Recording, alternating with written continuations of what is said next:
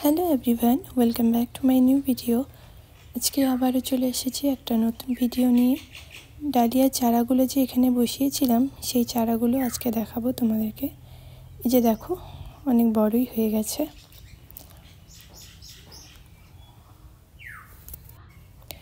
ছয়টা সাতটার মতো ডালিয়ার চারা বসিয়েছিলাম, সবগুলোই খুব ভালো মতো হয়ে গেছে।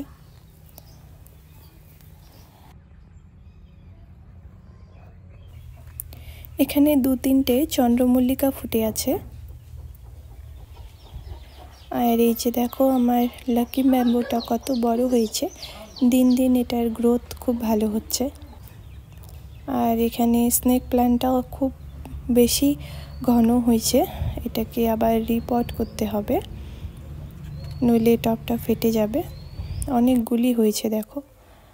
আর এখানে ও আমাকে কিছুটা গোলাপ কেটে দিচ্ছিল, নইলে তো ঝরে পড়বে, তাই আমি নিয়ে নিলাম। আর এখানে ও গোলাপের ডালটা যেটা হিলেছিল সেটা একটা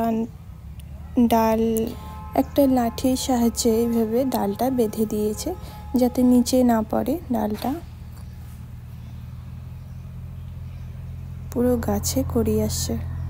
এই যে পাপড়িগুলা, এই পাপড়ি দিয়ে অনেক কিছুই করা যায়, তাই ভাবলাম ফেলে না দিয়ে এমনি পড়ে থাকবে, তাই পাপড়িগুলো কিছু ইউজে চলে আসবে, তাই নিয়ে নিলাম। আজকের ভিডিওটা এই পর্যন্তই। দেখা হবে নেক্সট ভিডিওতে। টাটা।